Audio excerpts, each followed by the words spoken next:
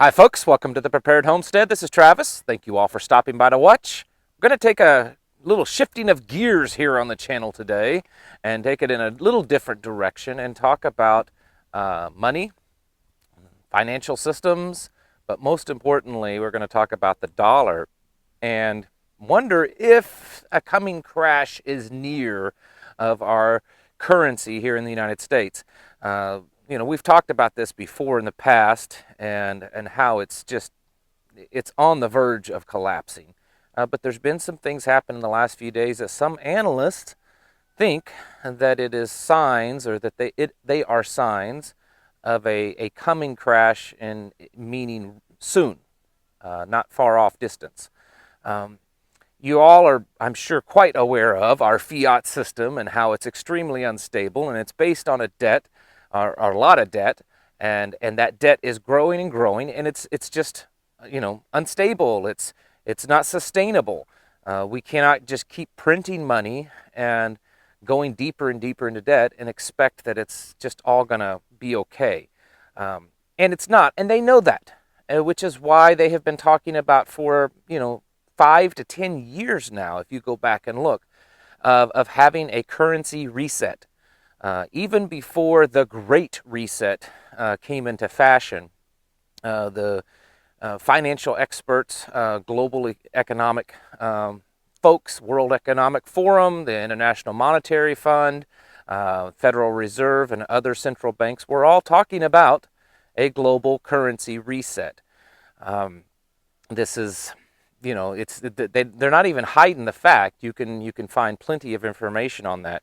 And what they're wanting to do is switch to a digital currency that they're able to control, a digital currency that they can transfer funds from different central banks with ease and instantaneously, but most importantly, that they can control how much you have of it and what you can do with it. I know that many of you, when you hear digital currency, you might say, yeah, that's where Bitcoin comes in. I'm not going to tell you to do or to not, what to do or not to do about Bitcoin, but I will give you a little bit of caution, I believe.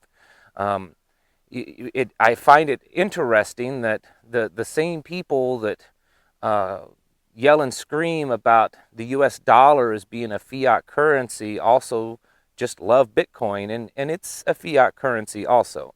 And it's just as easily manipulated, and even more importantly, you don't have it in your hand. It's all a bunch of code, and because of that, the powers that be, have a lot more ability to control what you do with that. And there's other countries that are starting to crack down on Bitcoin. So, and this isn't a video about Bitcoin. I'm just telling you that that's not what I'm talking about. I mean, even the Treasury Secretary in the last few days has made several statements that she's not too happy about, indicating she's not too happy with Bitcoin, and warning people. Before she took office and sworn in, she talked about this, that she's just not a fan of it. The Federal Reserve Chairman is not a fan of Bitcoin. Most global leaders are not a fan of Bitcoin. I know you'll say, but that means that Bitcoin's great. No, it just means that they're going to do everything they can within their power to prevent you from doing anything with your Bitcoin. And they can. There are ways. It's not completely secure as some people would like to think. Anyways, on to the U.S. currency. I believe it is very important for us as preparedness-minded folk to be aware of this. In fact, economic crash and our dollar crash is one of the big things that a lot of people prep for. They believe that it's going to happen, and when it happens, it's going to be devastating, at least for a while. And I agree with that. So that's why I think it's important for us to talk about this. How do you prepare for it? Same way you prepare for anything else. You just get yourself ready so that you can ride out the wave. What you want to do with your investments is kind of up to you and your financial advisor. I'm not here to direct you on that. I am saying, though, it is something you should be preparing for. So I want to show you some charts here of what's been going on over the last year or so. These first two charts are the Fed M1 and M2 money supply. This is the amount of money that they're putting on their books, okay? This is how much the Fed has. And if you look at these charts, you'll see, of course they're going up, and then all of a sudden they very sharply spike up. That was the health crisis. That's when they decided to just, create a lot more money, kick them printers into high gear and create more money. Now I'm going to show you two other charts. These are the velocity for the M1 and the M2. And what that means is, to put it in very simple layman's terms, it's the flow of money in the economy. It's the lending of money, how much money is being lended, the velocity of how that money is moving through the economy. Now, look at these. You see how they go and go straight down. It's indicating that even though they are printing and creating out of thin air a lot more currency, it's not really having any effect on the economy. The economy is still tanking. Money is not being lended. People are holding on to their money, and they're not doing the things that the Federal Reserve would hope people to do, because, well, they're just, interest rates aren't profitable for banks. They know that people's that their incomes are very unstable right now, so they're not lending money, and people know that their incomes are unstable, and so they're not purchasing things like they once did. And some people are smart, and they're using the money that they do have to kind of prepare themselves. And you're seeing a lot of businesses shut down, layoffs, cutbacks, a lot of people out of work, and these are some charts to show this. Now, here's something that's happening right now as I'm making this video. The dollar index, which is the value of the dollar, it's dropping. That's right. It's going down.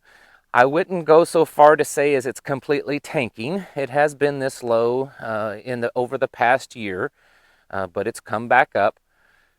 But this could be one of those things showing that it is going down, and it's kind of hovering down at a lower value. Something that happened yesterday, that's just kind of a series of events. Yesterday, the system where the Federal Reserve transfers money amongst central banks crashed. This is something, if you dig deeper into the Great Reset and the currency reset, which are all connected, this is one of the things that they are wanting to change, of how they transfer currency amongst central banks. They're wanting to switch it to a digital currency and a system where the money can be transferred pretty much instantaneously. And so there's been a lot of talk for years of developing that into a new currency, new global currency system, so that central banks can have a much freer flow of money between them. And yesterday, the system that's in place, the old system, crashed. Now it's back up and running again, and of course they're saying, well, it was just some technical errors and stuff. But is it? Is it technical errors, or is it them, setting the stage to say, we need to get rid of this old system? This old system is not stable. We need to get rid of it. Another thing, those charts that I showed you just a few seconds ago, the M1 and the M2, the M2 money chart, they update that on a weekly basis, and they have now disbanded the M2 chart, and they have started a new M2 that they're updating the money flow only monthly instead of weekly. Some people say that this is also a little sign of changes, radical changes to come. These are things that an average layman, and including myself, because I'm certainly no expert, won't even notice. Most average people just aren't going to notice this kind of stuff, and it's not a big deal to the average person because they don't have the knowledge to really grasp it. But those in the financial markets and these experts, which some of them I follow, read their articles, watch their videos, they are kind of sounding the alarm right now, and they believe that the policies that's been put in place over the past year, and now the drastic policies that are starting to happen under this new administration, along with the health crisis, along with the lower GDP, higher unemployment, Just, more and more bailouts, trillions upon trillions upon trillions of dollars of bailouts after bailout after bailout, um, are showing that our dollar is really much on the verge of a complete total collapse. Um, I don't think that most people are quite aware of how devastating that would be. Um, I don't know this for certain, but I suspect that the powers that be hope that they can crash the dollar and very quickly move in with a new type of global currency. And maybe that's exactly what they're going to do, and maybe that's how it's going to work, but there's no guarantee of that. Um, Throughout history, there have been multiple times where currencies of nations collapse. And when it happens, it's very catastrophic for quite a while. And you can do quite a bit of research on hyperinflation or just the crashing of currencies of nations and see the effects that it has, where your currency has no more buying power. Um, it doesn't matter how much money you have in the bank or how much money you have in your wallet. When you go to the store, it doesn't buy anything. Um, there is a great chance, I believe, and it's not just my belief, it's many others, and it's increasing almost daily now, that we may soon see um, our currency collapse completely. And when that day happens, folks, I'm not trying to be I've actually had several people lately call me, Chicken Little, the sky is falling. I'm trying not to hype things up. I really am. Uh, but I'm telling you, if our currency collapses, if our dollar bottoms out, it's going to be pretty catastrophic for quite a while around here. Look at Venezuela. Look at what they've dealt with. Look in the past and history where hyperinflation happened and currencies collapsed. Um, it may not have lasted forever, but certainly during the time period that it happened, it created very unstable, very catastrophic things for just the average person.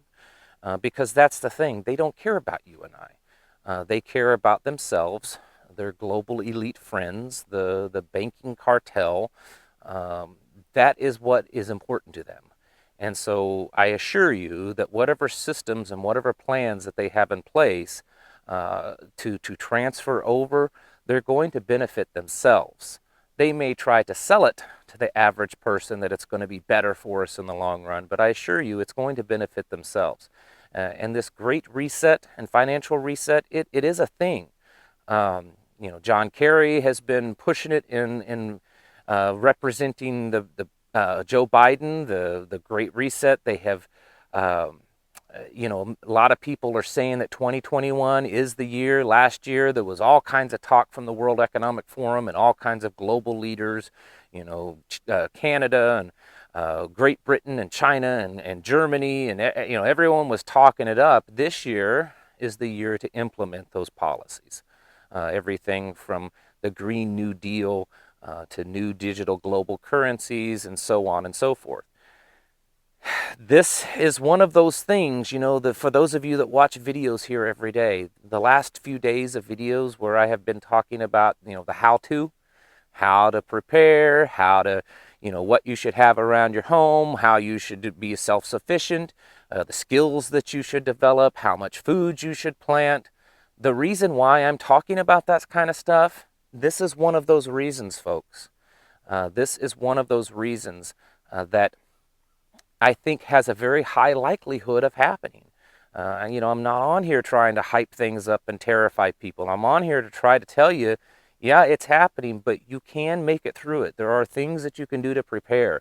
There are, things how you can live, changing your lifestyle, getting the right supplies, the right foods, the right skills can get you through this kind of stuff. People survived the last Great Depression, and some people came out a little bit better on the other end. But you have to prepare for it.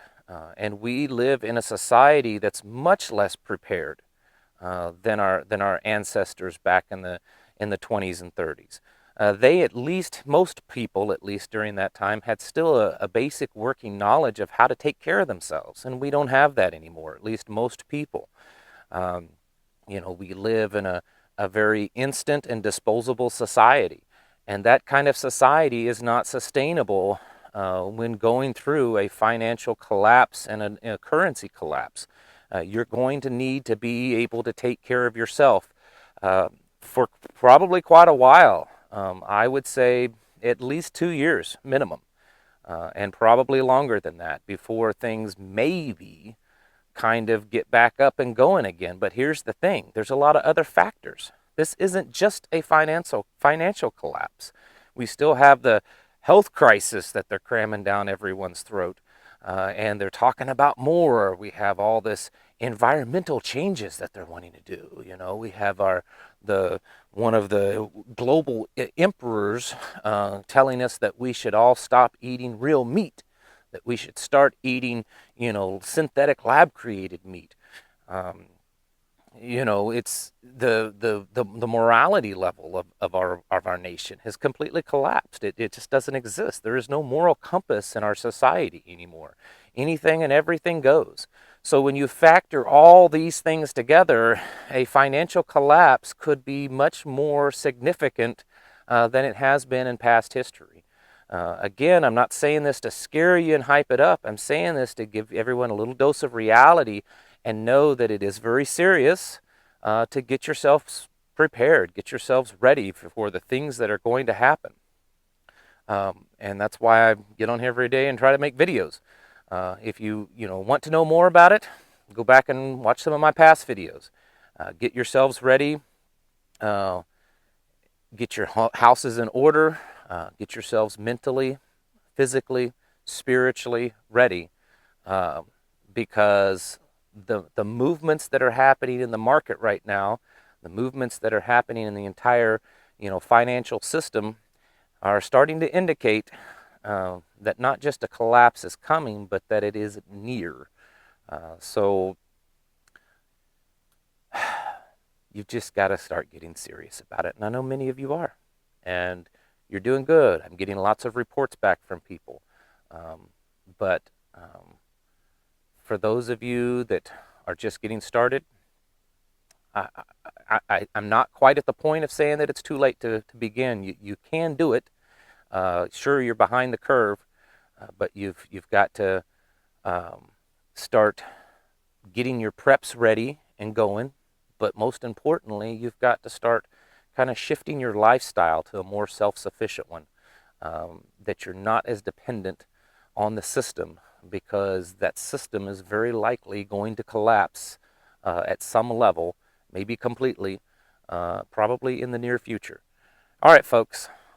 Thank you all for watching. I'll catch you in the next video.